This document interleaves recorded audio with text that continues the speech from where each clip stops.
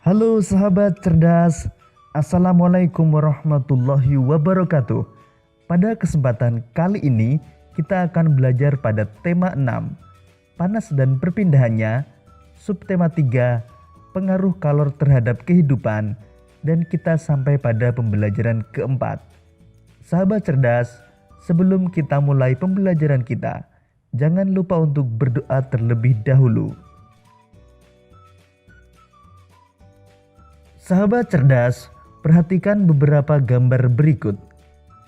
Gambar tersebut menunjukkan keadaan lingkungan yang bersih dan lalu lintas yang tertib. Hal tersebut dapat terwujud jika warga masyarakat bertanggung jawab untuk menjaga kebersihan lingkungan dan mematuhi rambu lalu lintas. Sahabat cerdas, berbeda halnya jika warga masyarakat tidak memiliki tanggung jawab untuk menjaga kebersihan lingkungan dan mematuhi rambu lalu lintas. Hal tersebut dapat menyebabkan munculnya permasalahan sosial. Setiap warga negara mempunyai tanggung jawab yang harus dilaksanakan sesuai perannya di dalam masyarakat. Salah satu bentuk tanggung jawabnya adalah melaksanakan nilai-nilai Pancasila sebagai dasar negara. Nilai-nilai dalam Pancasila menjamin terjadinya masyarakat yang saling menghargai demi kepentingan bersama. Jadi, jika warga masyarakat tidak melaksanakan tanggung jawabnya, dapat menyebabkan terjadinya masalah sosial.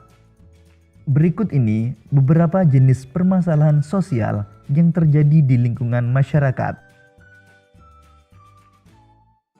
Pertama, sampah.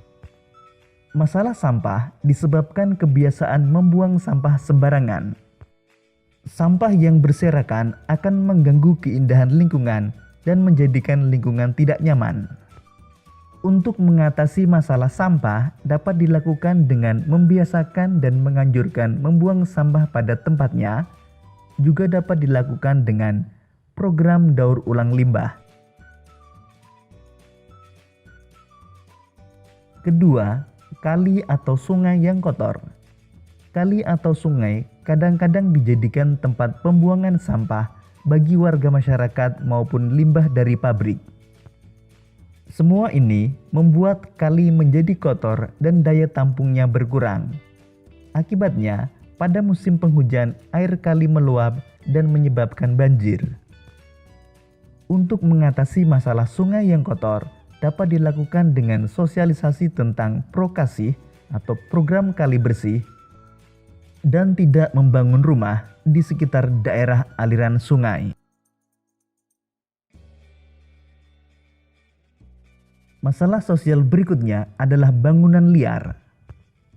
Bangunan liar sering kita jumpai berada di atas saluran air, di trotoar, di taman-taman kota, dan di kolong-kolong jalan layang. Hal ini akan menyebabkan masalah kesehatan dan kebersihan lingkungan yang menimbulkan ketidaknyamanan masyarakat. Untuk mengatasi masalah bangunan liar, diantaranya dengan menertibkan bangunan liar, kemudian menuntaskan kemiskinan, dan membangun rumah susun bagi warga miskin. Selanjutnya, kemacetan lalu lintas. Salah satu penyebab kemacetan lalu lintas antara lain banyak pengguna jalan yang tidak melakukan kewajibannya untuk menaati aturan lalu lintas. Hal tersebut dapat menimbulkan ketidakamanan dan ketidaknyamanan para pengguna jalan dan masyarakat sekitarnya. Untuk mengatasinya dapat dilakukan dengan sosialisasi tertib berkendara, penegakan peraturan lalu lintas, dan dengan menambah ruas jalan baru.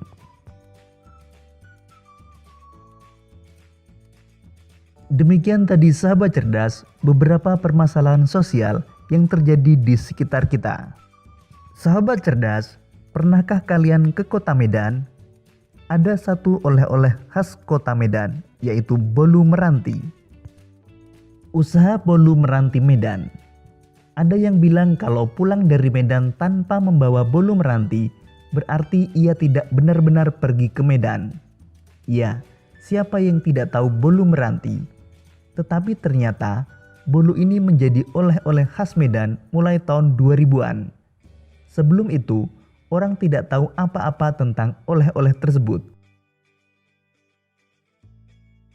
Bolu meranti adalah makanan berupa bolu gulung berbahan dasar telur dan tepung yang diisi berbagai macam isian. Untuk membuat bolu ini, diperlukan oven untuk memanggang adonan yang telah dibuat sebelumnya. Saat ini, ada berbagai isian untuk bolu ini. Ada isian keju, coklat, mocha, stroberi, dan kacang. Nama meranti berasal dari nama jalan di mana bolu ini pertama kali dijual untuk umum.